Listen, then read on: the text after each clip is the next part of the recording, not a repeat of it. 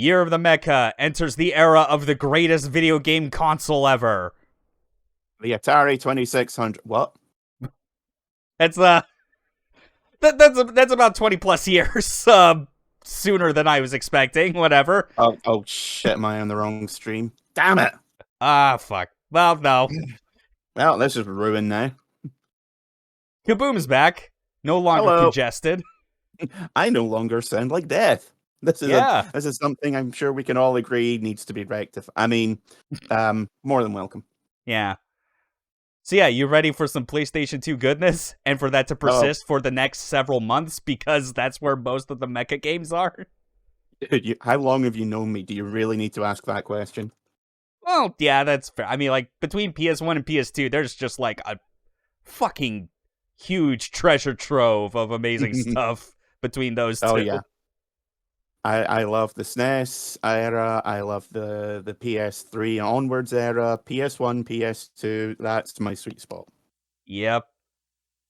Yeah. Never mind all these other games that I've spent like the past week and a half just loading up my entire hard drive on because I felt like I'll probably want to get around to these at some point. Game prices are fucked, you know? Never mind the fact that I just paid someone like $25 for a copy of Crisis Zone because it's like, that's probably the cheapest I'll ever get it. That's one of the Time Crisis games, isn't it? Yeah, the spin-off, the one where it's like you have like the MP5 and a riot shield. Yeah, I remember that one. Mm-hmm. It was got to play it once in an arcade, and it was nuts. Working designs. Mer? Fortunately, this is one of the few working designs releases where you could say that they did not fuck up the balance. At least any that I'm aware of. I was looking forward to the game being impossible to play, and also being filled with butt jokes. Yeah. As it stands, this seems to be one where it's like basically, I think by the time the PS2 rolled around, this absolutely was the moment where they were like, let's actually try and make more respectable translations. I'll always have a soft spot for their RPG translations, but everything else was just it's a bit of a step too far. Yeah. Like, not everything needs a joke about Monica Lewinsky. We get it. Yeah. That's not going to age terribly about 20 minutes after the game comes out. True. Oh, Gungriffon. And it's starring your Gungriffon joke. Oh, Jesus.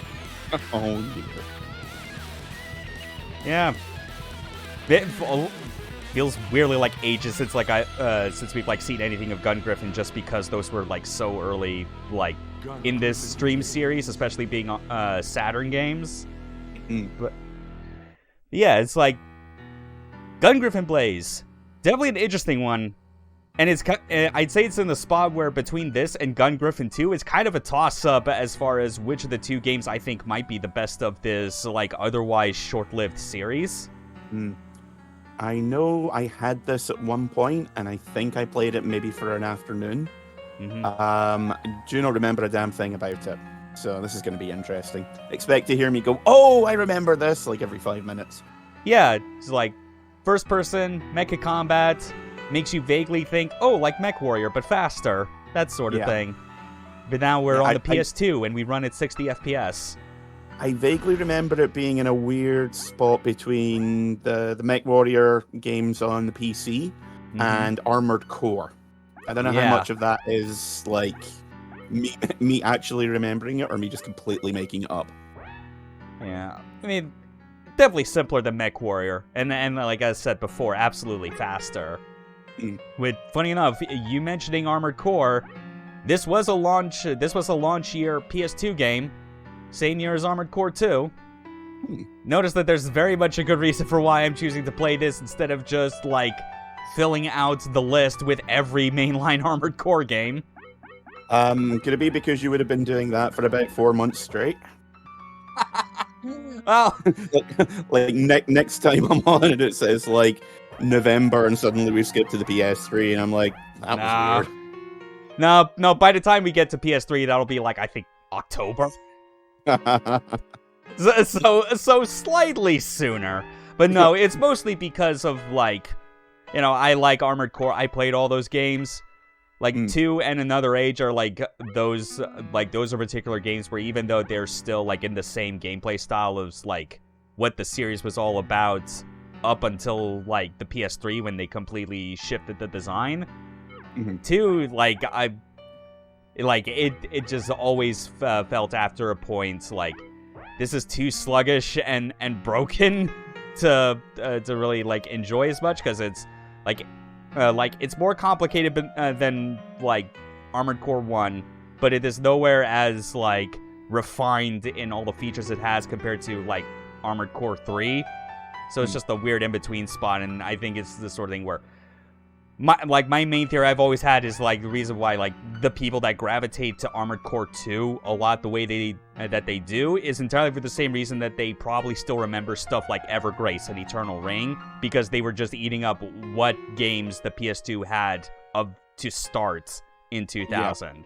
Because everyone, like, you look at the history of it, everyone remembers like there's that image where it's like it shows like the I think a 2x5 grid of like 10 different box arts for PS2 games that were all coming out in 2001, and it was like that was the year when the PS2 got the really good shit. 2000 was like they're trying. Yeah, it's like, okay, yes, on the one hand, we have Onimusha and we have Dynasty Warriors 2, but we've also got a puzzle game involving fireworks just to show off particle effects. And also, we have the bouncer. Yes, and the bouncer. Yeah. Which, let us not forget, was intended to kickstart an entirely new franchise. Yeah.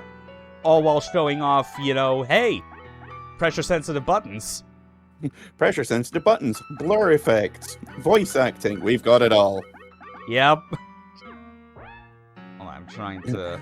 Have you got a game that lasts longer than 3 hours with a coherent plot? Oh, you don't. Yikes. It's coherent after you play it 3 times and get everyone's perspective.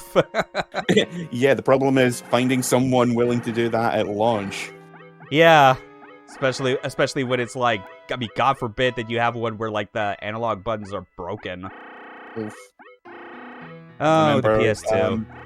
in the I mean, UK whatever. at Even least, even those games that are not like the award-winning tier of like games out there, whatever. They still contribute to what makes us like the PS2 the way that it is. It's the heart and soul to an extent. yeah, that era of pretty much the entire PS2 era, but especially like the first 2 or 3 years, was just a complete madness of experimentation. Oh yeah. And just game companies being like, okay, one of our devs has an idea for a game. We don't know if there's going to be any money in it, but we're still going to throw a couple million yen at them and see what shakes out. Yeah, definitely. And even it's funny because I think I remember back when we did Omega Boost, you mentioned like how like the sort of perception of what that game was would have been different and like if not more positive if it was like if it had launched in time for the PS2 as like a sort of launch window game. Yeah, if they've been able to, I mean, because it's graphically impressive for a PS1 game. Yeah. Or at least it was at the time. Still not too bad today. But if they've been able to hold off for, I don't know, 18 months and release it as a launch title for the PS2, I think it would have been remembered not just more fondly, but also more widely. Definitely. I even felt to an extent where it's like kind of a similar late PS1 game where it probably would have been more interesting. Well, I don't know. I guess because I feel like it was still well regarded enough even on PS1. Certainly more than Omega Boost was like thinking of Ape Escape. But that was also a weird case where it was like that could only be played if you had the dual analog controller. And the PS2 was going to have that as part of the default design. So it's like that also kind of would have made enough sense. But oh well. Anyway, I got done setting up like my pilot info. We also got like control options. This game did make the attempt to like have like what they call beginner controls. So, like stuff that would make like controlling it like theoretically easier than it would have been for anyone that possibly would have tried the original games on Saturn because of how their movement worked. But I want you to look at like where all these inputs are like mapped to specific actions and tell me if you can immediately see the problem.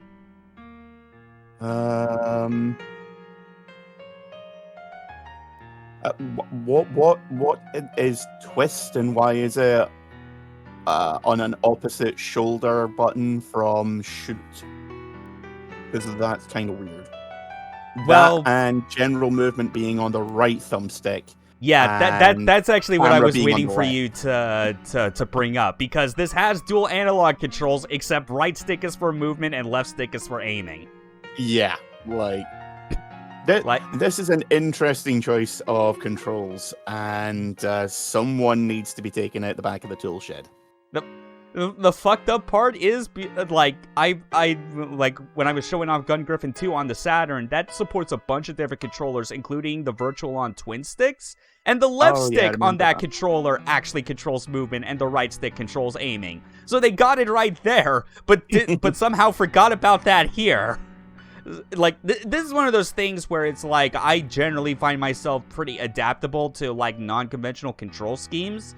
But I think, like, the brick wall I always run into is when you're 95% of the way there, but the last 5% is because of you put, like, the input or the control, like, in just the absolute wrong place it should be, while everything else is supposedly fine. Like the use of the sticks is, like, that 5% where it's enough to, like, make me not able to come to grips to it. So I'm going with traditional controls, where you have to press a button to accelerate forward and a button to accelerate backwards, because it's like a gear shift type of system. I'm always for originality, but it doesn't really matter if your original idea is also stupid as hell. Yeah. Oh, that's nice. Yep. It's I love this little conceit they came up with, where it's like the idea of a gallery for all the different, like, mecha and vehicles in this game is that they're just, like, part of, like, a model kit. That is very nice. Yep. There's our good old Hymax 3. The default the default mecha that we will be using for this game. Yeah, it's a bit plain, I'm not gonna lie. Yeah, it's very much designed first. It's like everything's thought about in an extremely functional sense, you know? Yeah, that that would be. I could see that being like a mook suit in something like Gasaraki, or Full Metal Panic. Mm-hmm. Maybe make it a slightly bit wider, and it would be like a good fit for a Wanzer in front mission. Yep. Definitely, yeah. Take off the backpack, and make it a bit chunkier. Give it a shotgun, and yeah, that's Definitely. a Wanzer to the ground. Oh yeah. So we got a selection of different missions that we can go for. Like this is a pretty fairly in line with how mission selection in like the first Gungriffon was, where like you basically have like a choice of which missions to go to, even though there's a very clear intended order in terms of difficulty. And we have 6 to choose from, one of which is an actual training mission. As you can see here, we got Guam, we got Cape Canaveral, Tibet, Greece, Ukraine. Ukraine shows up a lot in this series. I'll just say up front, if you looked at the VOD for the first Gungriffon game, where the subtitle is the Eurasian conflict. Not making any jokes there. I will feel very uncomfortable. Yeah, but this is also at the point where it was like, in terms of localized Gungriffon games, like working designs, like actually was able to course correct from what Sega had altered in the first game, where they were like, yeah, no, we're actually keeping it true to the actual timeline of these games, and they're set in 2015. This isn't some far future 2070 bullshit or whatever the hell. Oh yeah, and the last level is Egypt. You see like the increase in like star rating as you go along. Where it says goal, is that just bonus? Is that like just purely score, or do you get like upgrade points or money or whatever? It's basically a score. So like this is where in my head like there's the sort of weird contention I have as far as like whether I like this more or Gungriffon 2 more, because this certainly when you see it in action, you know, it's a launch PS2 game. Well, in PS2 games in general, like the vast majority of them all would aim for like a 60 FPS target and do like a pretty good job of like staying close to it, if not exactly at that mark. Mm-hmm. So like in terms of performance, this is absolutely like the best running of those games. But like this is the sort of thing where like the series kind of always had this, where there was a bit of an arcade flair to it, which was in sort of juxtaposition to the otherwise like realistic military grit look to everything. Mm-hmm. And Blaze was the game where they were like, let's double down a bit more on like the sort of arcadiness of the game. So that's why they surface even more the idea of trying to go for a particular score. Because like that score that we gotta aim for, like even once we beat it, that's not really the end of it. There's like usually like a score tier above that or 2 that we then have to shoot for, because getting points from missions gets added to a cumulative score total, and that combined with medals that we earn, which are like commonly awarded if you actually meet those score requirements, is how you get access to more like more high max units and weapons. Right. Okay. So there is kind of a progression mechanic in the game. There is. It's just kind of a bit of an awkwardly weird one. Definitely, because it is by this very design, like you could say, the most non-linear the Gungriffon games have ever been. Because in the first game, it's like the first 4 missions you could do in any order, technically, however you like. But then after that point, like the latter half of the missions actually unlocked in order. Gungriffon 2, I think, was the most linear, where it was like, no, you do mission 1 first, and that's it. And then 2 and 3, and so on. Okay, this really looks like a nicer, higher res version of the Saturn game. Yeah, it definitely does. Like, nothing has changed. I mean, like, there's definitely a bit more of a fanciness to, like, how how the HUD is set up, including the fact that you can, like, barely see, like, our gun be visible out of, like, the bottom right corner. That was something that absolutely did not exist on Saturn. They could not render your, like, whichever weapon you had equipped. Yeah, I could see the way that the gun twitches as you move. I could see that getting really annoying really quickly. Oh, Keep catching it out the corner of your eye. Like, it's not so bad on a small screen like this, but if I was playing it on, like, the TV that I had when I was younger, yeah, I would be like, this is annoying me, Okay. We can still do our jump, as always.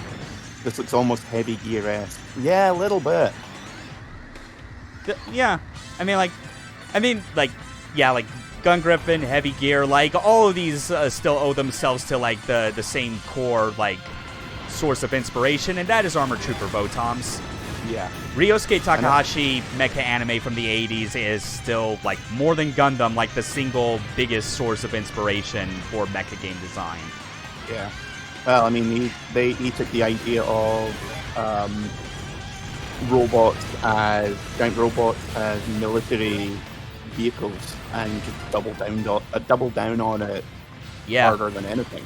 Yeah, because the main thing with with Gundam, as much as it like basically provided the first sparks of like the real robot genre, it was still about a robot with a face. Yeah, it got super toyetic super quickly. I mean, yeah, like it's no surprise. Just look at all those Gunpla. Yeah. Well, if it wasn't for Gunpla, the series would have gone under. Yeah. Without the Gunpla and without the Fujoshis. Yeah. We would be like, oh yeah, there's a really obscure show called Mobile Suit Gun Arm. Gunboy. Which is weird because none of them have gun arms except for that one tank. Yeah. Maybe that was supposed to be the main mech all along. Who knows? Yeah, but like the real hero of Mobile Suit Gundam is the gun tank. He doesn't even have legs, but he tries. God bless that. Just trotting behind them, being like, you need to slow down. My treads don't know how to be as fast as your legs. Yep.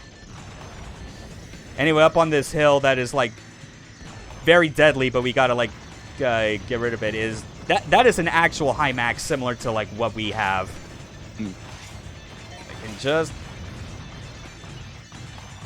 Oh, nice glitching effects. Yeah, for taking damage and whatnot. Okay, I did. Like the rocket pods are like not that good to use unless you're actually airborne because they're always designed as like their best use cases for carpet bombing. Death from above. Definitely.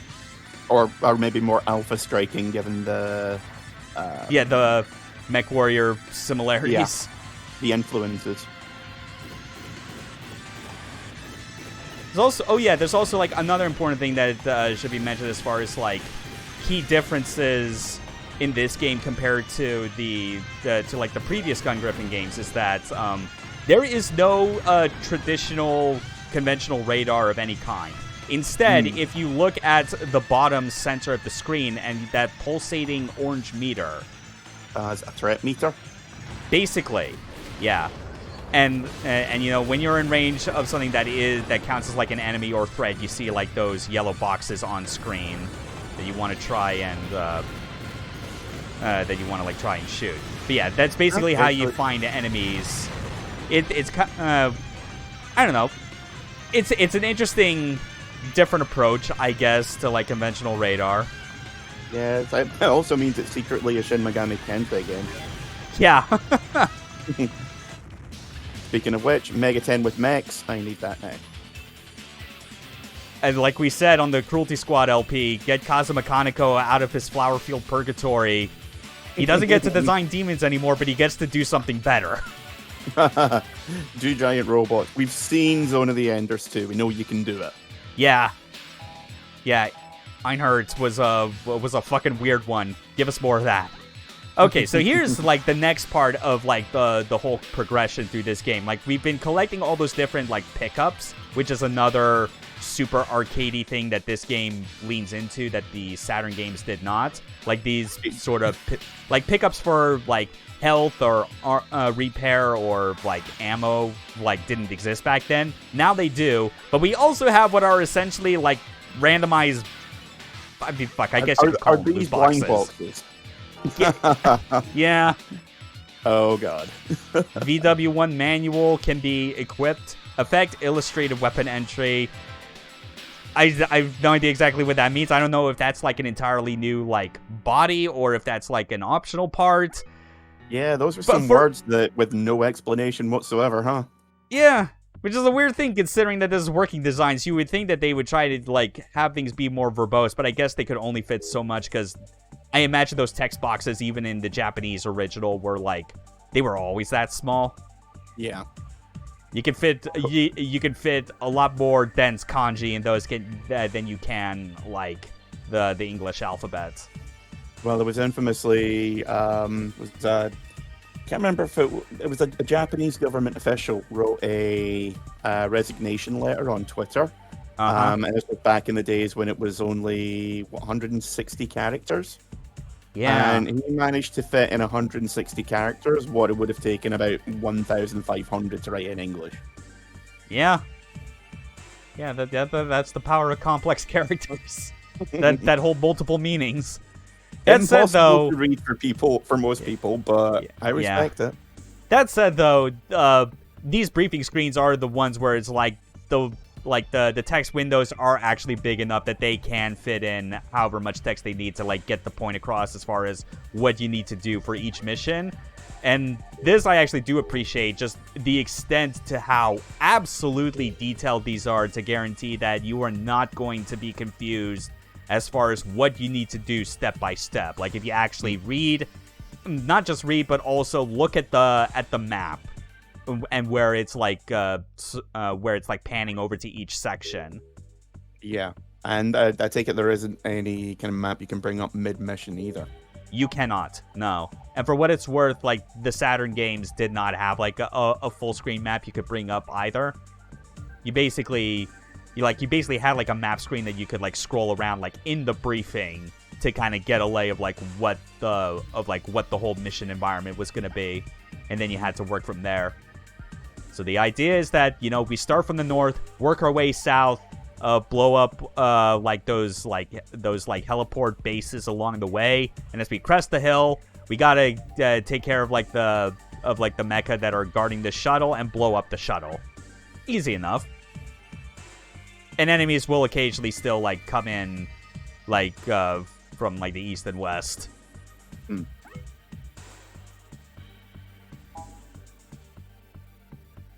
Mission name. See what they did there. Yeah. Unfortunately, I do like that there's a button to just like speed up the the text crawl the entire way. Like just hit triangle and you're good. Yeah, I was gonna say having your super cool secret weapon be called the Duck. That is certainly a choice. Yeah. All right. So what all do we want? Make circling speeds faster. Equip you to double the speed, as well as jump regulator to recover from jumping. I'll just keep sticking with like the firepower increase. Like we have our main and sub weapons that are always built in, but we do have a choice of like switching to different optional weapons if we want. I always liked mechs with shotguns just for how completely impractical it is. Just because the pellets are like the size of a microwave. Yeah. Whatever, it's still fun. Like it is the dumbest thing to mount on any kind of giant mech, and I love it. Yeah. The nice thing as well, though, as far as like another favor point of in the favor of this game is just like the amount of like options you have for like customizing like your high max loadout. Because in the very first game, you basically, like, your loadout was set in stone. You basically had, like, the game calls it a sequence gun, but it's basically, like, just a rifle. You had that, you had a machine gun, you had the rocket pod, and you had, like, anti-air, like, the, like, homing missile. Those are the core traditional weapons that you would have on like a high max. And then in Gungriffon 2, they introduced like variant models of those same type of weapons, and you could even equip multiples of the same type if you wanted. And here it's like, yeah, no, we're actually like adding even more weapons, and aside from like the requirements for main and sub weapons, you can basically like put whatever you want. I guess you can't customize your mech's paint job or anything. No, that's not an option.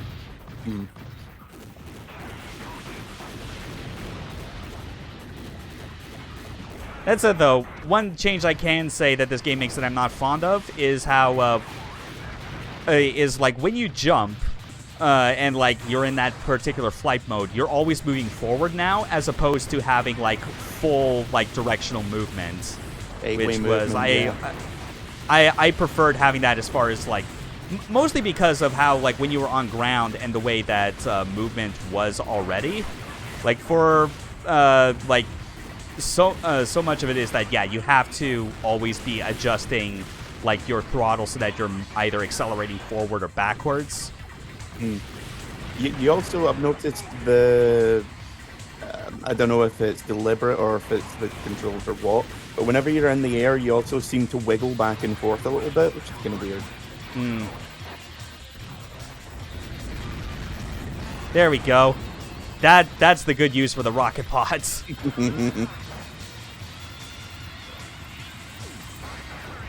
That said, though, it's like, I guess maybe the reason they probably designed, like, they made that design change with a flight mode is probably because even with traditional controls, because of the right stick, you could still use it to, like, slide around. Like, it basically serves the same function as general movement if you were using the beginner controls.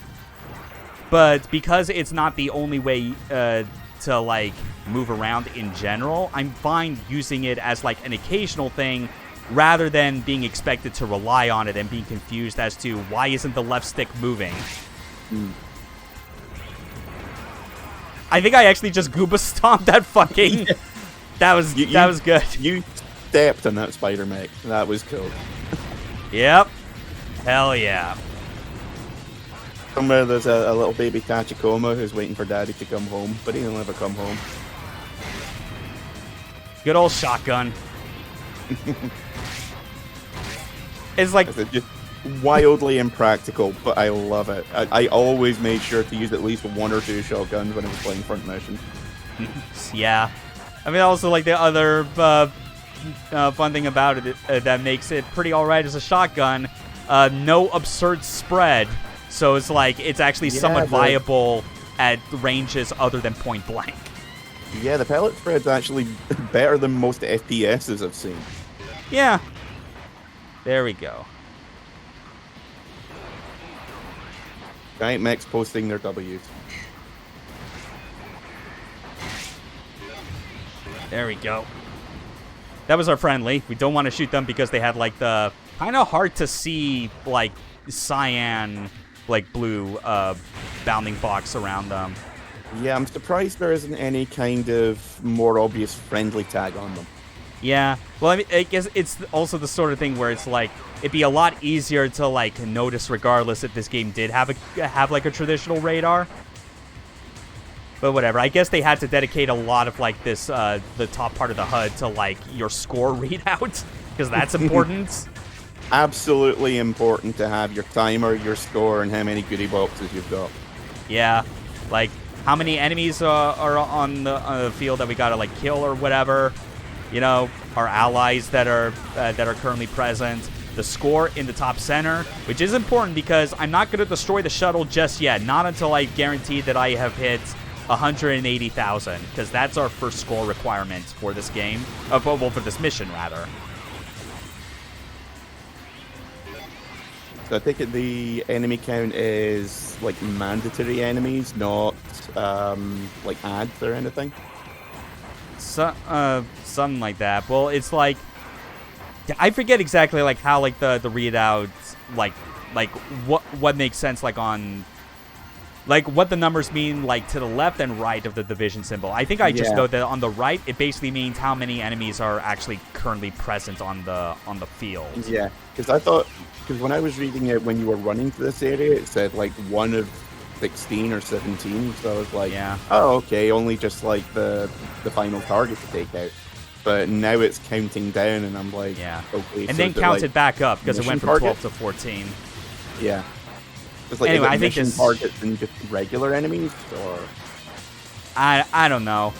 Just keep shooting, like keep getting that score up, and then also there's like the option box like counter up top that you can see, which is basically how many of those like little loot box things that we've picked up along the way. Well, they really were ahead of their time with that. Yeah, I mean whatever. It's not costing me real money, so I don't give a shit.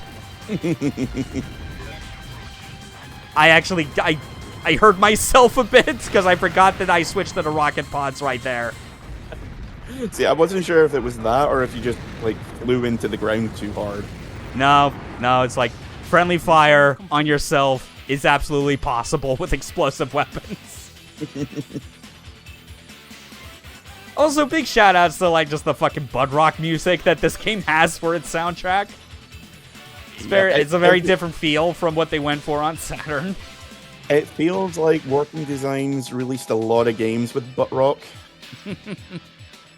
It was almost as much of a trademark of theirs as a wild interpretation, shall we say.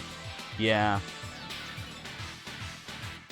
So, yeah, this is what we got for, like, we met the score requirement and earned a medal, which also, like, kind of unlocked for us, like, permanently, like, the flash roll, which I think we technically already had that as, like, an optional part available, because, like, that description was basically the exact same. We also got another medal for reaching a cumulative score total. Hyper grenades. Just regular grenades aren't good enough. And another medal. Oh, blimey. Yeah, see, so it's it is essentially just rewarding us with more of like the optional parts and sub-weapons. Yeah. It takes a lot more points to get to where you actually can change to completely different high-max or other units. We'll go with blue because that's the only thing that's different. Although we can pick more than one. Cluster homing missile. Yeah, this game really did decide to go all out on just like, let's give you way more weapons and optional parts than we ever thought to give you like back on the Saturn. Yeah, it's oddly giving me kind of Earth Defense Force vibes. Yeah. Because that game just throws tons and tons and tons of weapons and add-ons at you. Alright. Type 90 tank, improved manual, may now be equipped. I'm pretty sure that's a lie. We can't really bring that into a mission, I think. That might just only be something where it's like... Well, no, let's actually go into our model kit like, gallery. Co-pilots or an honor guard or something? I don't fucking know. Anyway, weapon systems... Or is it all just stuff for your diorama? I think it is currently, yeah. Because like this is what we got, the Type 90 tank. Because, which is weird, because I know in Gungriffon 2, I showed it off when I was like demonstrating that on stream. That has like a extra scenario modes where it's like a survival mode, for instance, and that is one where you can actually play as some of like the other units that aren't just high max. Like you can actually play as the spider tanks if you want. Oh, that's kind of cool. Yeah, and it actually takes into account like their inherent limitations, like you can't jump with it, but they also move like so much faster in all directions naturally because of, you know, all those legs. And also you'd be presumably closer to the ground, so lower profile means harder to hit. Yeah. So yeah, we could also play this again to try and get to 280k if we want, but obviously we should show off a bit more of the other missions. One thing that should also be mentioned as far as score is that there's an additional multiplier you can have added if you are playing on the higher difficulties. With the highest one, Working Designs, I guess, decided to translate as hell. But the idea is that, like, and that's the thing, like, if you fail a mission, this is the interesting thing, even if you fail it, all it does is, like, you still get an end of mission, like, score report, and you actually get some points out of it. You just incur a penalty, you know, like a 0 point whatever penalty that's related to the mission difficulty you played on. But depending on how many points you scored up to that point, like, the bonus multiplier applied to that might actually outstrip the penalty. So, like, if you want to get score real fast but don't care about actually beating the missions, you probably could just, like, go straight to hell mode and, like, kill as many enemies as you can and grind out missions that way. So, like, you get, like, say, a 0.5% multiplier penalty, but you get, like, a 1.7 bonus multiplier. So something like that. Just getting ahead. Yeah.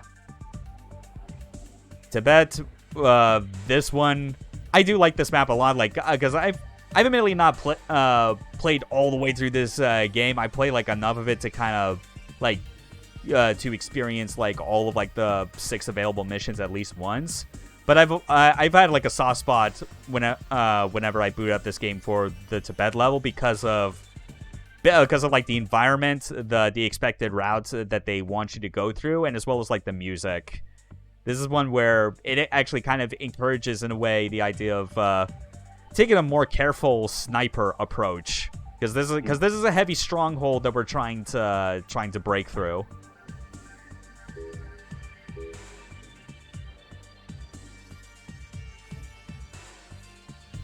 Yeah, and we also gotta, like, deal with these vehicles that are passing through once we get through the canyon, while having to not get destroyed by these gun emplacements. Yeah, it looks like they're going for a sort of Normandy landing thing.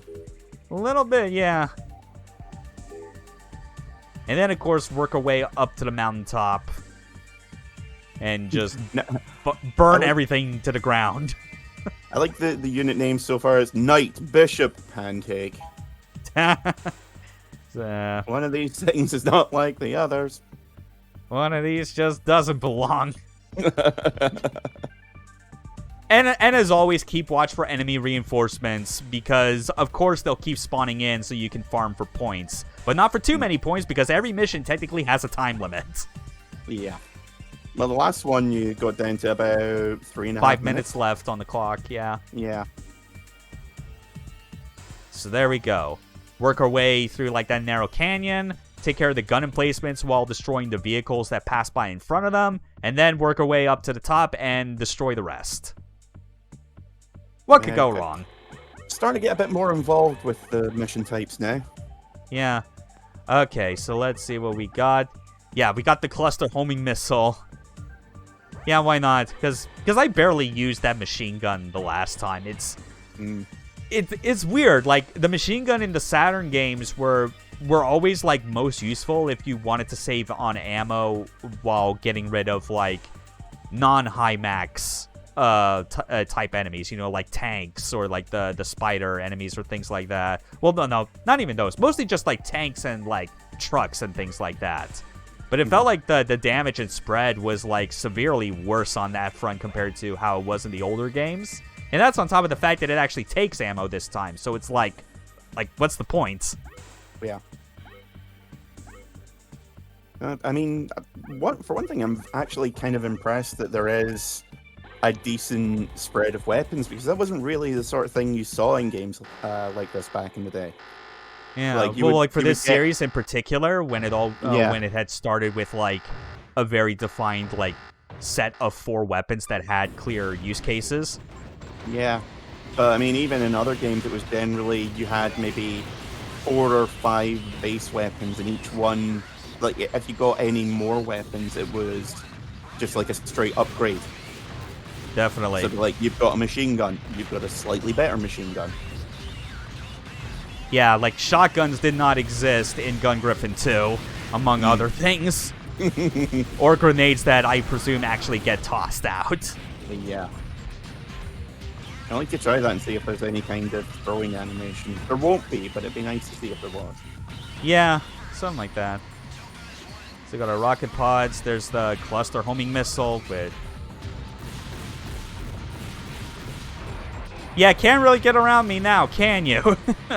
Yeah, box canyons are deadly for a very good reason. Although he still landed one on me. He had like a rocket. Yeah, but they're kind of running around in circles trying to get you like a Three Stooges character. Yeah.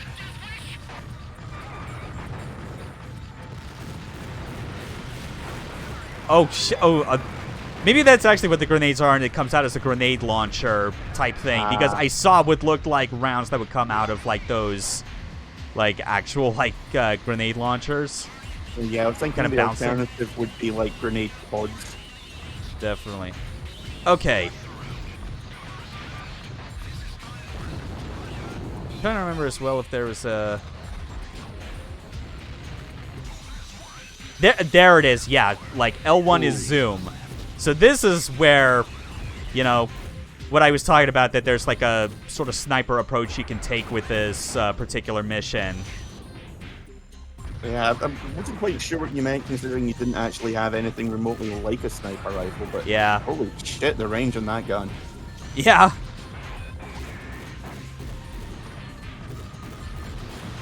Like, it's very, very rare that any kind of action-based mech game I've ever seen lets you do that sort of thing. Like, Yeah. closest I can think of would be you can get pseudo sniper rifles in like the front mission games. Yeah. I think some of the Armored Core games had a zoom function, which was, considering how quick the action was in those, that wasn't really useful. Yeah, well, I mean, like, for most of Armored Core, like, kind of like the standout things that you had was, like, there wasn't really a zoom function in a lot of them. I think that was only until, like, 5 where you got, like, actual sniper cannon-type weapons, and it did put you into a zoom-in mode. But a lot of that's because that just kind of coincided with the thing that the series always had, where the big, heavy cannon-type weapons were ones that you could only fire if you were stationary. Stationary. Yeah, that's probably what I'm thinking of.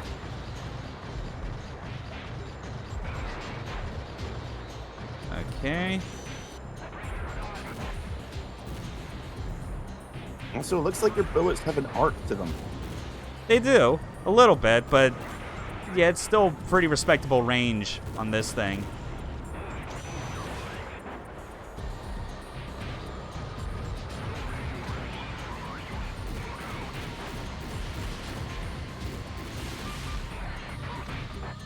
Oh, Bishop 3's gone.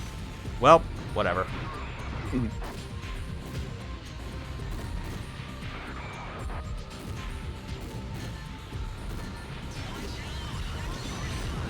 Okay, finally got that one. Yeah.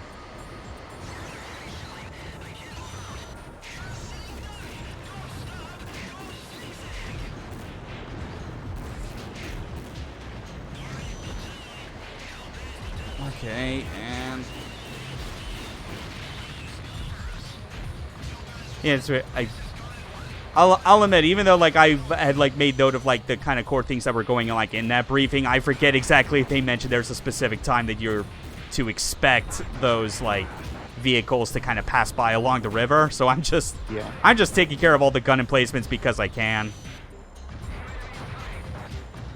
I mean, it's always better to kill too many than not enough. True. That's a sentence that's not going to get me put on a watch list. What do you mean? Ah, whatever. Like I'm not already on 6. Oh, there was one all the way over here. Just this one guy hanging out in the corner like, "Stay cool, don't move, they won't notice." Ah, shit. Yep. All right. But I'm not shooting you, dude. I don't know what you're talking about. It could have been anyone's bullets. Oh yeah, those I already took care of, so it's that emplacement right over there.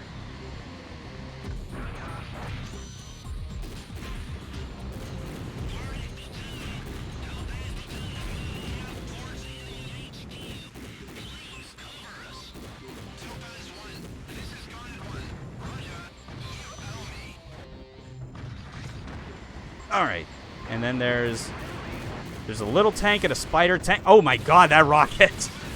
Wow.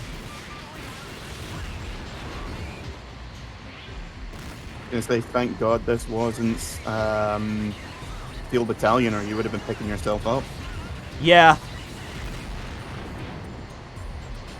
Okay, just taking one last look down the river to make sure, like, if they're passing by or not. Well, no, I guess it was like, I feel like if I was facing this way and the bar was actually a lot larger, like the threat indicator, then they probably would be already in the field right now. Yeah, whatever. Well, time to go hoover up some goodies. Yeah.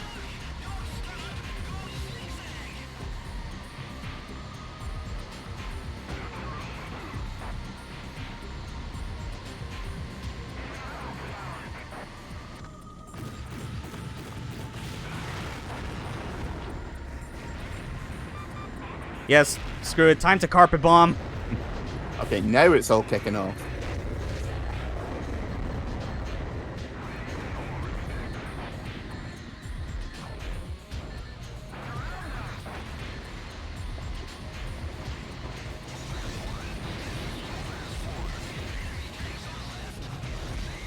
Okay. Yeah. This is still just all fun to do. There goes a pancake. Brilliant naming system that you got here, guys. You don't really need to aim when you've got explosives. Yeah. It's more of a to whom it may concern. Oh, fuck, I'm out of... Whoops, I used up all my rocket pods. Time to do this the old-fashioned way, except, oh god, even I don't have that many rifle shots left. Yeah, might want to go on a bit of a recon. Assuming... Oh. Oh, well. I at least got that health repair. That's nice. Yeah, this stage has been kind of sparse in terms of ammo pickup. Yeah.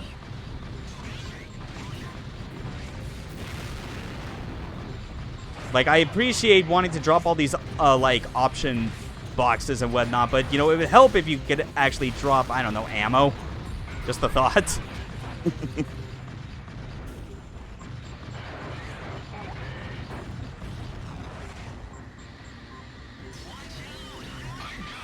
I think if there's any destructible buildings or anything, you can't just walk into them until you crush them. Yeah, like, at least until you can, like, crush, like, the particular, Oh, damn.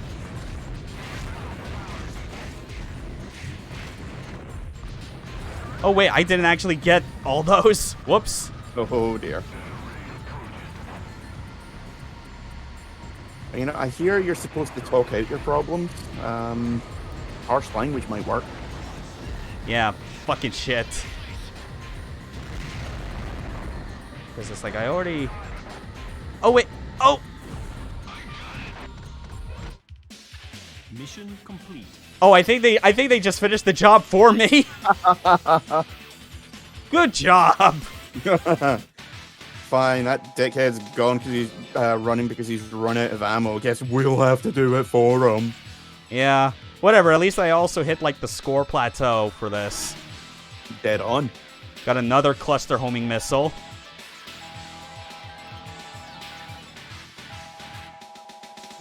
Come on, what more? Because we already got 5 medals. Collected enough medals. Advanced Guam mission assignment is available. God, that's right. Yeah, there's like advanced remix versions, I think it is, of the of like earlier missions that you could do. Yeah, I wasn't sure how they were, like, if it was like, okay, you've done this batch of 5, now you've got one gateway mission, and then you get another batch of 5, or Yeah.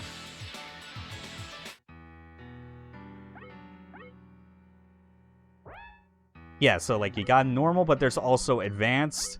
You can see completely changes like the time of day on top of that. Object that's destroy as many drones as possible. Like, it's still effectively the same thing that we gotta do, but they're gonna be throwing in, you know, like, you know, harder shit on top of this.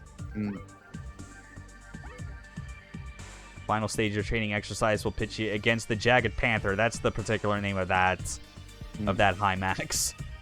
I would leave it for last unless you're feeling really lucky. Wow, they are really going like, I mean, you don't have to if you don't think you're up to it. Yeah. Okay, but we'll bring out the grenade for this one. Let's see what else to go with. Yeah, it might actually be good this time just to have like some additional armor in case.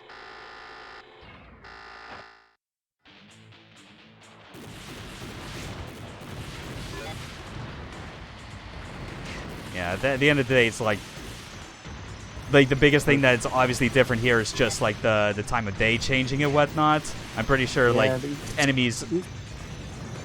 These guys do feel a bit tankier, but really just to the tune of 1 or 2 shots. Yeah, ultimately, like the whole reason you're still like ever given incentive to go back and like do these type of missions is because you're like you want more points. Points is how you get more medals. Medals is how you get more stuff. It is very much like you look at the actual unique content that is on display and available in this game. It's like no wonder they were able to get this out at launch. Yeah, but it's still fascinating to look at. Off, like, 20 minutes over lunch. Yeah. Anyway. That said, though, I think the advanced armor... Oh, what the hell? Oh, okay. I just looked back at OBS, so... Apparently, another weird fuck-up has happened where, like, the recording encoder has stopped, which means the VOD is no longer being recorded locally, but the stream, thankfully, is still going. So hopefully this will be fine. If you're seeing this, you'll know this to be true. If not, Yeah. Yeah. Whatever. At the very least, this means, like, if all goes smoothly following this, then all I really need to do is just, like, download like the VOD that's on Twitch specifically, and then just like get that reposted to YouTube. Yeah. Oh well, no big deal for now. I don't know, just never leaves me alone. It's stuff like this as to why I don't stream yet, just because I know I may do someday, but I just know that I would be like endlessly frustrated with this shit. Yeah. Well, that said, though, I do feel like if you were at the stream, you probably wouldn't be going for, like, quite the level of production values that I am. No, it would literally just be, I'm going to play a game and talk with some friends. Hello, friends. Yeah, I'm pretty sure people that do it that way probably have, like, the easiest going as far as, like, OBS cooperating. Oh, yeah. It's when you're needing to involve all these different plugins and browser sources and whatnot to make things work. I don't know, because Beanley's setup is relatively simple and straightforward, and everything keeps falling down every time I stream with them. Oh, no. Anyway, I gotta find some help. Oh, God.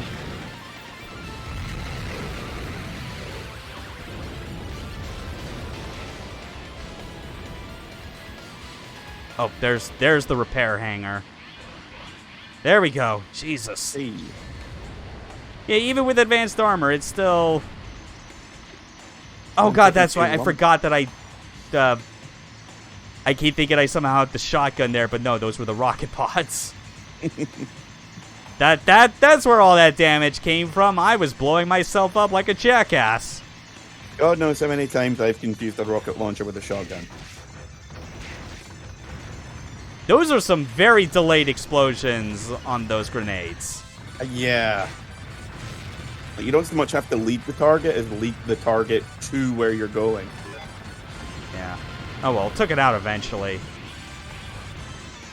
Ah, skeech, skeech. Yep. That's the working designs that I know.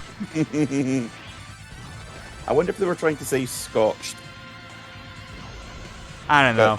Like, it just reads so much like they wanted to give it the flair of, like, whenever you played something like Quake or Unreal and, like, those sort of in-game messages as far as, like, when you get a kill on someone. Yeah, you stuck down this player of rocket because that's not creepy. Yeah. Yeah, you hit someone with the with the ASMD shock rifle and obligatory, like you just shouted, and suck my dick! My dick! Oh, yes, we all did that back in the day. Yeah. Some of us never stopped. I haven't actually played Unreal Tournament in, God, about 15 years. Yeah. Fuck you, Tim Sweeney. Well, I was going to say, haven't played it in 15 years. Can't play it now. Yeah. Well, I mean, whatever. I still have, like, a copy from GOG that I bought ages ago, and I know there are, like, either they're already up or there have been, like, people in the process of making, like, fan-made master servers for that, so that it can still go on. I think it's Unreal 2K4 that is unfortunately fucked. Yeah. Just because there's no real movement behind, like, getting that to actually to the same level. Yeah. Although, to be fair, no one really played any of the sequels. Just pure Unreal Tournament Gold. Yeah. I mean, 2K4 did get, like, a lot of mileage for what it was worth. I think it just, like, it wore off faster over time because it's like when you already have, like, when your player base is shrinking, suddenly those game modes and maps that are designed for huge player counts make less and less sense. Yeah. So that's kind of why, like, I've noticed that, yeah, no wonder people just went back to UT99. It's a much more pure game in that sense. Yep. The troops spotted moving to the west at a furious pace. Very angry. Why, they're gosh darn vexed. Yeah. Starting position will be from 2.5 kilometers from the West Beach. U.S. Western Alliance forces have been called in to prevent the reinforced hill position at Athens from being taken. Okay, so a little bit of a defensive play going on. Okay, so it's the reverse Normandy Beach now. Yeah, this time we're on defense. As it progresses, expecting enemy activity from the northeast and southeast. Okay. Will assist in keeping the enemy troops busy. First objective should be to move to the position under that particular bridge. Okay. But I never wanted to feel like I did that today. While carefully watching the situation, advance to the foot of the hill to the west. Should draw their attention. Triggering an attack from the west. Must keep ally damage to a minimum. 4 possible supply points. Oh yeah, that's right. But yeah, this is the first mission where it brings back a thing that was very common in, like, basically every mission in the Saturn games, where you would occasionally have supply choppers come into the field, and that would be how you, like, get back all of your ammo and, like, kind of repair some of the damage sustained to your HIMAX.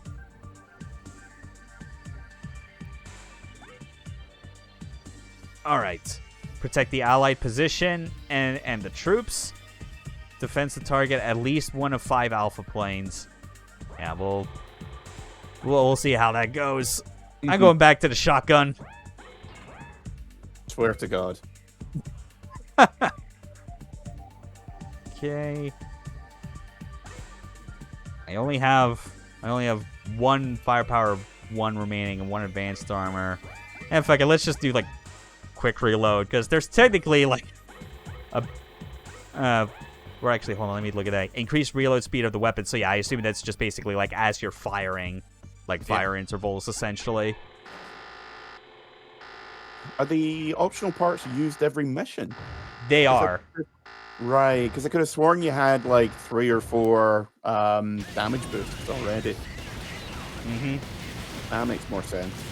Yeah, that's why you have the option box system. Because it's not just getting, like, those model kits for your gallery. It's also that combined with, like, the medal rewards. That's how you get more of those option parts. Right. Okay, that makes a lot more sense now.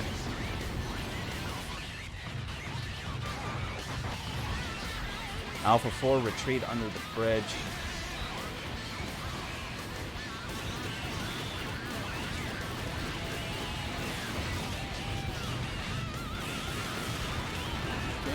Oh my god, they are really going nuts. They said go under the bridge, they said, so, like, I hope that means, like, that, like, I'm not doing this too early.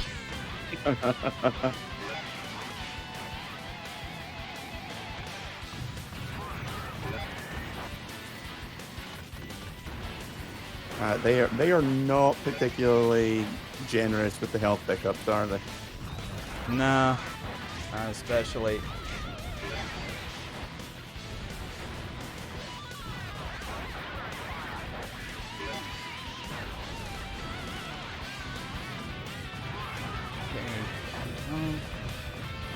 Yeah, this is just, the more I had to deal with like this entire like threat indicator system, it's like, man, I really do wish they could have just stuck with a regular, good old-fashioned radar.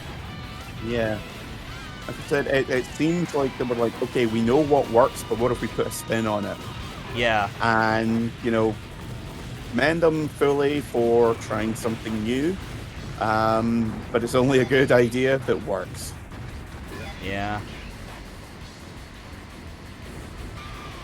And for a fast-paced game like this, you really do need to know exactly where things are, rather than just this sort of general hot cold. Yeah. All right. Shotgun that helicopter. Hell yeah. Oh. That is a thing that can happen in real life, I'm sure. Yeah. These copters found to the east. I mean, like, you do at least have, like, I guess also another reason for why it's set up the way that it is anyways, because they want you to pay more attention to, like, when you have the, like, the comms chatter coming in from your allies. Telling you, like, enemy coming from the east and west, things like that. I mean, I've played the Ace Combat games. There's no reason we can't have both. Mm-hmm.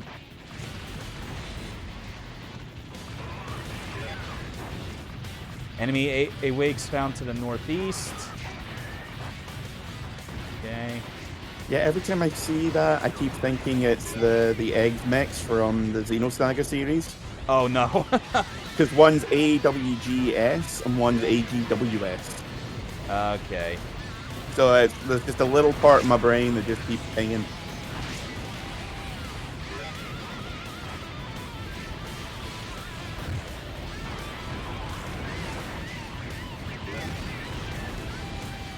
That said, though, I do think some commendation should be given to my allies for actually doing kind of a good job at dealing with the enemies. I mean, the fact that they were able to complete one mission while you were on the opposite side of the map, I do not believe, well, I know I've seen it in other games, but I cannot remember the last time I actually saw that happen. Yeah. Like, pretty much every game worth its salt, the clip will be like, the player has to be the one to score the final hit. Yeah. So the fact that these AI buddies are halfway decent, commendable. I mean, even in this day and age, they're usually completely useless. Definitely. So I keep accidentally hitting the jump when I don't mean to, because I'm trying to, like, I'm going back and forth between, like, forward and backward movements, so, like, on the face buttons, just to control my speed, and I accidentally hit circle. It's like gear shifting in a car. At least that's what it tries to be. Loud and painful? Yeah, whatever. I like, if it's a Sega arcade racer, like Daytona or whatever, I am absolutely on board with, like, playing manual transmission. Because there's usually some gameplay benefit to, like, all that gear shifting that you do. I mean, if we're going for the Sega ones, it's usually you get better acceleration, I think. Yeah. Of having to think about gear shifting.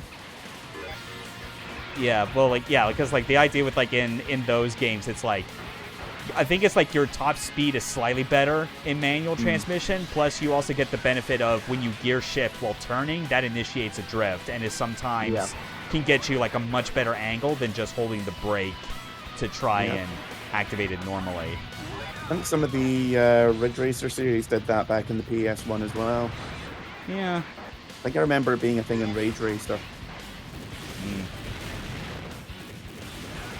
Definitely need to sit down and, like, play all the way through at least, like, one of those old Ridge Racer games, considering that it's now a series where it's, like, it's clearly not coming back. Yeah. I really got into Rage Racer back in the day, which is weird because I'm not normally someone who plays driving games of any stripe. but that one in particular I remember having a hell of a lot of fun with. Yeah. Anyway, time to move to the hill. We finally got our cue to head over there.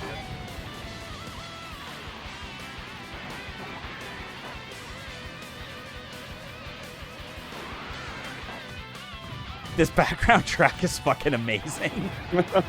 It sounds like something from like Lords of Thunder. Yeah. Oh wait, no, that was a friend. God damn it.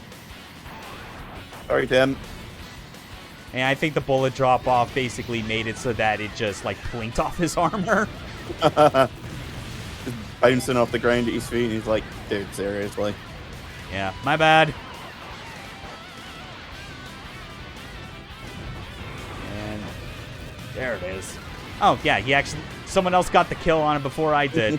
Yeah, again, very, very competent AI. Commendable. Apparently there's at least like 4 more enemies out there on the field currently. Oh, wait. Oh, technical difficulties. OBS and I are going to have a fucking talk after this. I'm not mad, I'm just disappointed. But mostly mad. Yeah. Okay, I lied. Anyway, I think... Oh, yeah, what I was actually trying to get into before the stream encoder just completely up and died on me was I think I finally realized after all this time what the... Like, on the enemy count. Like, what all the numbers mean on the left and right. Yeah, on the left it seems to be targets, and on the right it's total number of enemies on the stage. By the way. Yeah, like I was like completely blanking onto why it was always 1 back at Cape Canaveral, but then I was like, oh yeah, because the primary mandatory target was the shuttle.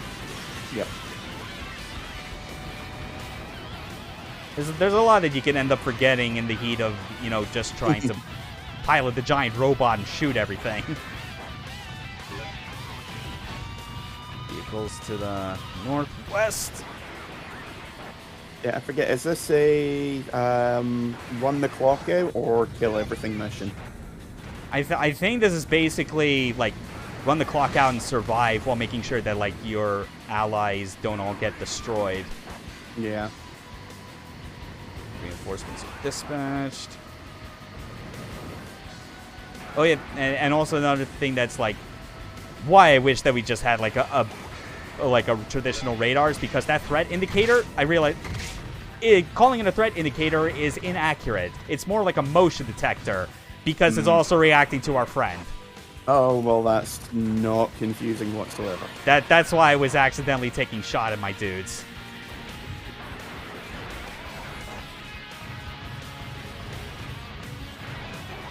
Yeah, again, really nice idea, just really impractical.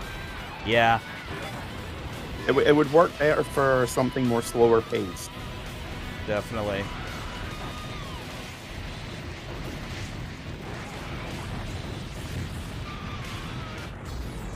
Mission incomplete. Oh, fuck, because I think they all just got destroyed as well. Damn it.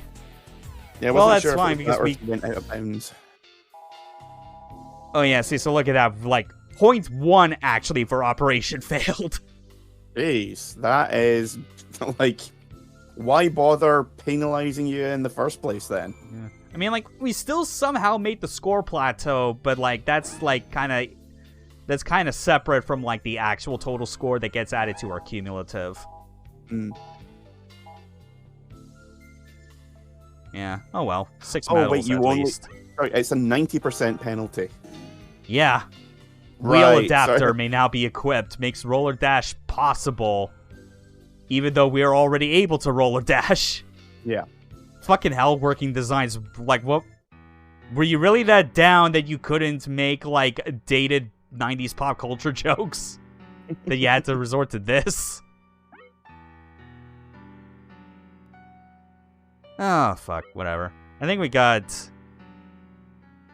Honestly, actually, this might be more of a short one because, I mean, it's Gungriffon.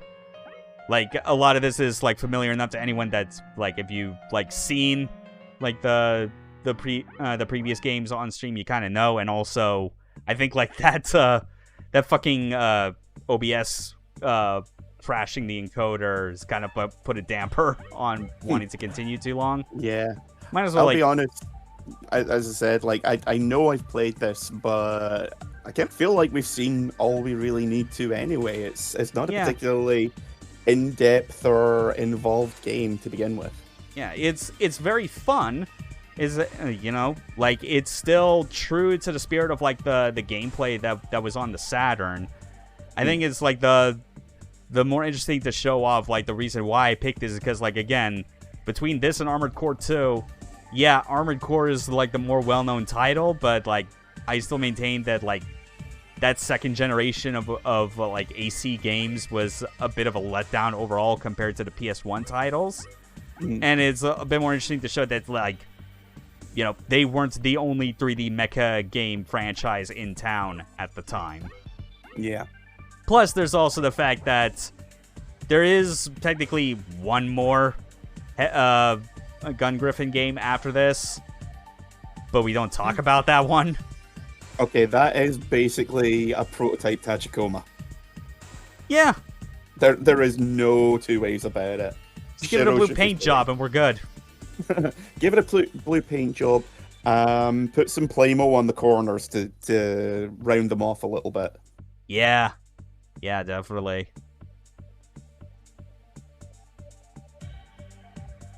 Maybe an AI as well. Like, I don't know, like something cute and innocent. At least as innocent as you can give to a fucking spider tank. I always thought that was extremely fucked up, being like, yes, these are weapons of war. Let's give them the brains of children. Yeah. Like, who does that? Are you trying to be evil? I don't know. I enjoyed the Tachikoma's antics in Standalone Complex. I think it was like, it was an idea that could have been terrible, but it was but it more or less earned its place. Yeah. Yeah. So my primary memories of them, weirdly, are the Ghost in the Shell game for the PS1. Oh, like the right, there was a PS1 game for that. That's right. Yeah. Also a PS2 game based on Standalone Complex. Done by Cavia, if I remember correctly. Classic. It's makers of such fine games as Bullet Witch. Bullet Witch, actually, if they'd, you know, like, been able to make the physics less one-hit killy and make the actual stages more interesting, it wouldn't have been a bad game. Yeah. I finished it. I had fun with it. Can't really say more than that. Didn't get it at release, thankfully. I know someone who did. He was he was the same guy who thought that he bought his 360 and swore blind that Perfect Dark Zero was going to be the second coming of GoldenEye. Right. You told me about this guy. And I laughed at him so hard. He poured hundreds of hours into that game just to justify it to himself. It was like anytime anyone says, "Hey, what does the phrase sunk cost fallacy mean?" I just point at him. Oof. Yeah. Oh well. Yeah, man, Gungriffon, what a neat franchise. Definitely deserved more, I feel, especially not like the sequel that came out after this, which was for whatever reason an OG Xbox game. Wow. It's a bit of a shift. Yeah. But also the fact that it was like they changed a lot of like the game speed and like functionality of like the HiMax, because I guess they felt that they wanted something that was more of like a co-op multiplayer focus type thing, because, you know, Xbox Live, that was kind of the big thing. Like, I was gonna say, I take it was an early XBL title. Kind of, yeah. Like, it came out in 2004, so it was like, yeah, within the first couple years of XBL being a thing. Yeah, it's just, yeah, it's frustrating because it is like there are two types of ends to a franchise that are like both sad and frustrating. One is when like the game is good, but it just doesn't sell well enough. Yep. You know, which that feels pretty common to an extent. But then there's the other where it's like, well, it also doesn't sell well, but they make a bunch of boneheaded decisions to try and change it to that they think is for the better, but is ultimately for the worst. So the franchise ends up like just going out on a bad game. Yeah, rather than this is a good but overlooked game. Yeah, sort of thing where they give the players what they think they want, and we wind up getting like Golden Axe Beast Rider rather than like the epic hack and slash we should have had. Yeah, that's a fucking example. Yeah. Strangely enough, it was the very first one that sprang to mind. Not sure why. But if that's not a spot-on comparison, I don't know what is. True. So, alright. That's Gungriffon. That's, in my mind at least, that's like the end of that franchise. Game Arts, you do good stuff. I know you're mostly known for RPGs, but yeah, you had a great mecha game on your hands that should have had more eyes on it. But I guess it makes sense that not many people had eyes on it because the first two games were on the Saturn. Whoops. Yeah. And for what it's worth, though, in terms of 3D graphics on the Saturn, those were probably one of the best examples, like, as far as showing how it could work. Yeah. I mean, the Saturn games were kind of much of a muchness as to 3D graphics. Workmanlike, I think, is probably the best way of putting it. But yeah, Gungriffon 1 could, I don't want to say could have been worse. Like, that's a put down. Like, compare it to other games that came out at the time. Yeah, not bad. Yeah. Like, could have been worse, but in the nicest way possible, if that makes sense. True. Yeah. And with that, we're already way deep. Even though we did play a couple of Dreamcast games at this point, we are well deep into the 6th generation of consoles where there's going to be the highest concentration of mecha games from this point on being featured on this channel. Yeah, practically a new golden age. Yeah. It's kind of a golden age for a lot of genres because for like other genres out there where you just don't see them get made anymore. This was the PS2 era was really the last gasp of the traditional RPG as we knew it. After that, it was, real time action, like nothing quite like the classics 8 and 16 bits would get made for like another decade. Yeah, not to mention just other kind of niche stuff like where it's like more arcade or like futuristic type racers. That sort of things. Extreme sports style games definitely died out after a point. Yep. Oh well. That said, though, the next game on the list is not a PS2 game. Admittedly, it just happens to line up chronologically with where all these other games released, and it's the third Virtual On game, Virtual On Force. It's going to be kind of a weird one because the only place that you can actually play that is the Xbox Live Arcade port that was released on 360. Well, I guess there's also the Masterpiece Collection, but that's like a PS4 thing and is Japan only, and I can't emulate that, so fuck it. We're loading up the 360 emulator and playing it that way, because somehow no one has seemingly gotten the hold of like an original board of Virtual On Force and like dumped it online because it's on the Sega Hikaru board.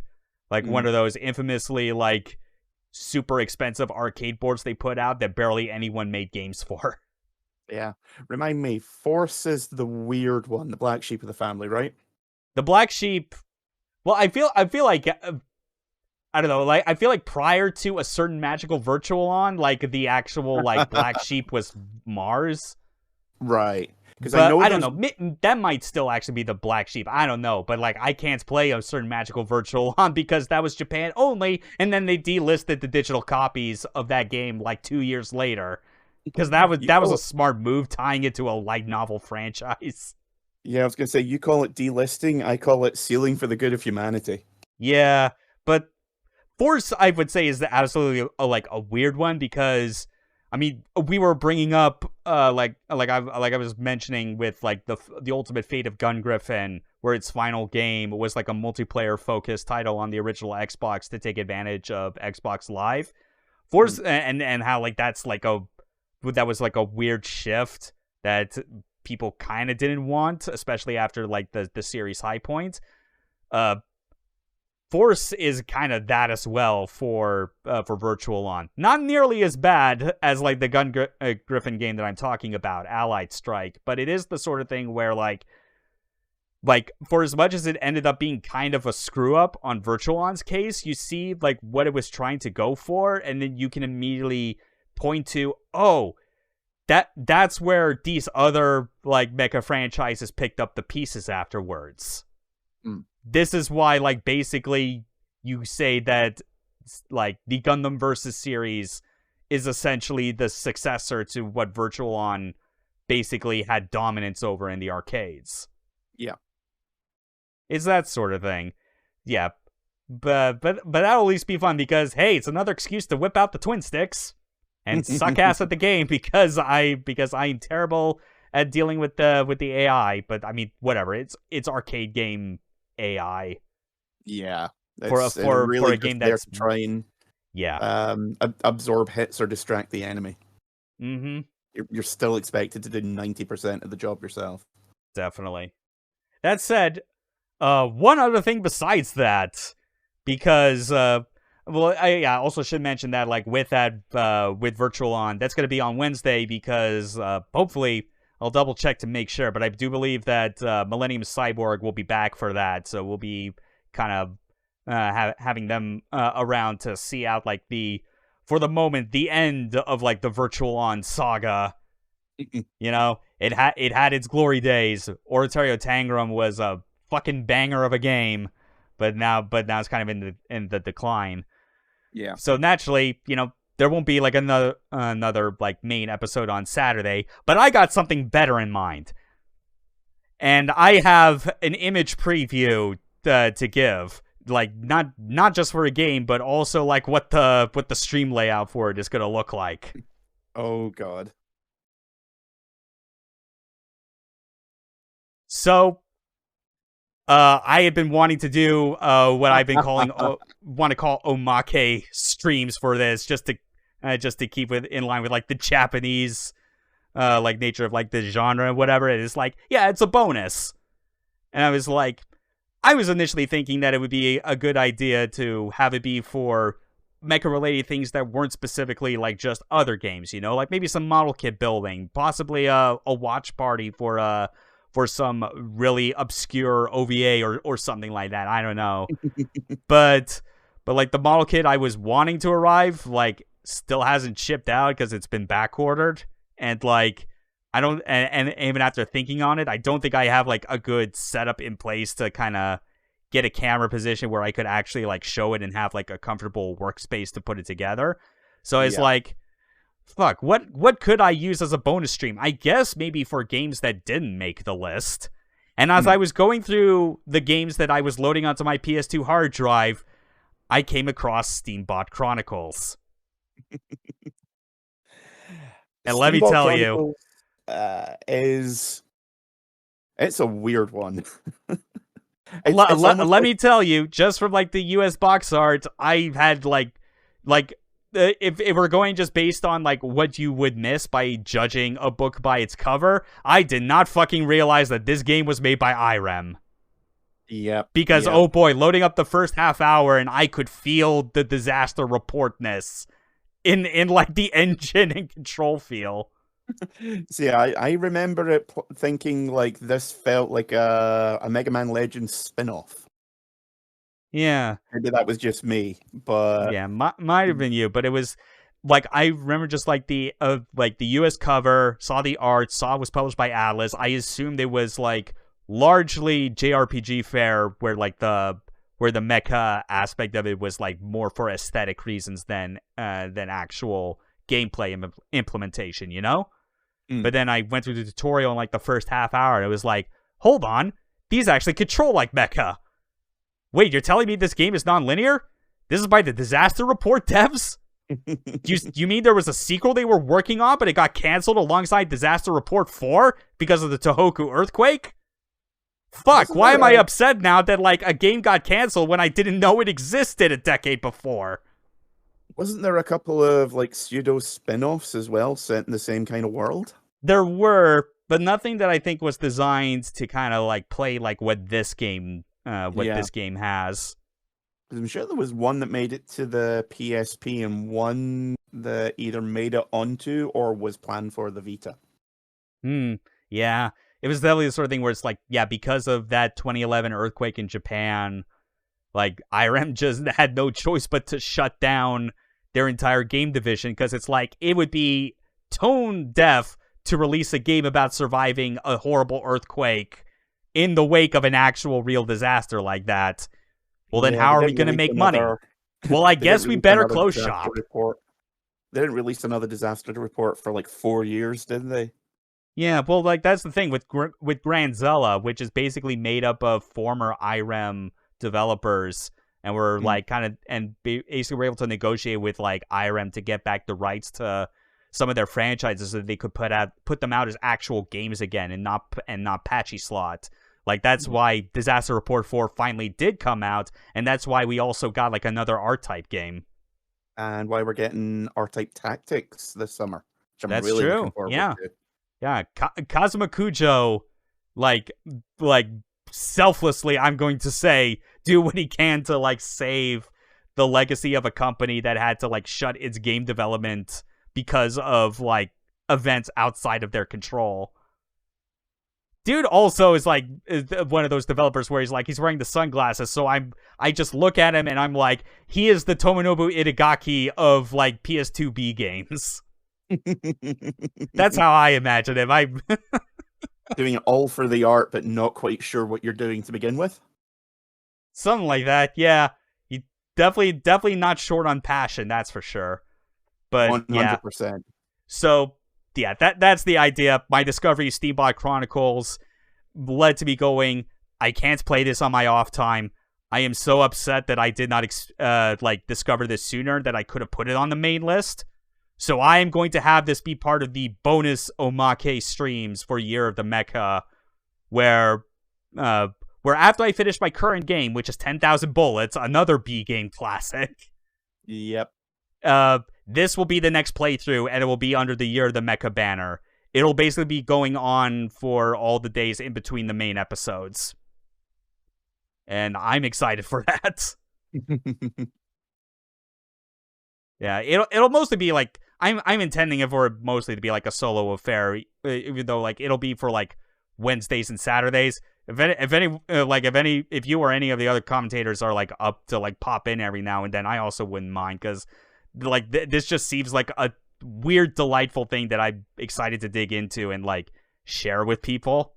Yeah, I have it, and again, I know I've played it. I just remember nothing about it other than thinking like this felt like someone trying to do their version of Mega Man Legends. Something like that, yeah. Not not much of like an action platformer in that regard. Yeah, maybe that crossed with Dark Cloud or Dark Chronicle. Oh yeah, Dark Cloud. Yeah, that was a thing back then.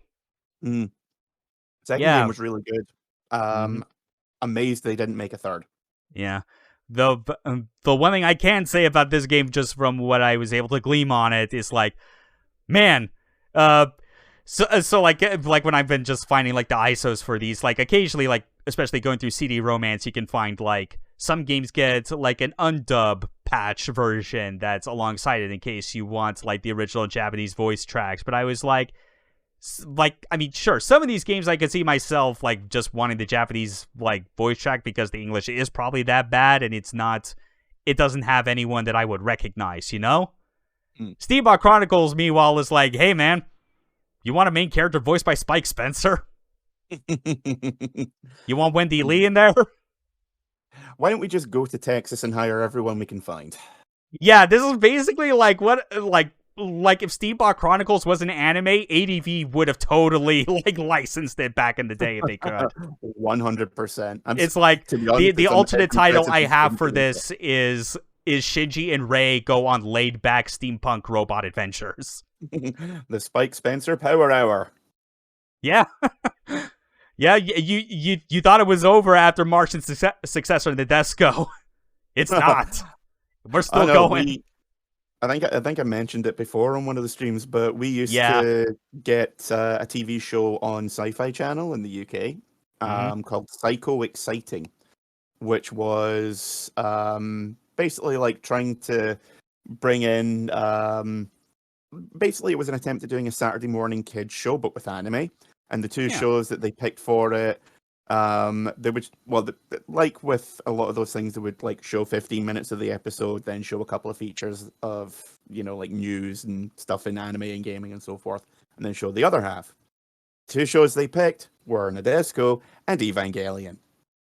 Brilliant. That eventually they just stopped doing all the other bits and pieces, and they were just like, fine, fuck it, here, have your cartoons. But because it was those two shows, we used to joke it was the Spike Spencer Power Hour. Yeah. That's a good one. All right. Yeah, so that's basically what's on the docket. Show off a little bit of Virtualon, and then get on to the Steambot Chronicles. I'm positive I'll have like a blast with it. It's like, because the realization that hit me about it most of all is like, of all the different types of like interpretations of like mecha and like how they would would be used in a particular setting, because it's like mecha as like godlike heroes, or mecha as military vehicles. Heck, even when doing like custom robo, it was like mecha like as toys, that sort of thing. And then of course let's not forget like stuff like robot chemic drive, whereas robots that are like remote control, that sort of thing. Mecha as civilian vehicles, like that from like a pure civilian perspective, that's definitely something that's like ripe for exploration. Yeah, this is basically like mecha forklift certification training. Yeah, definitely.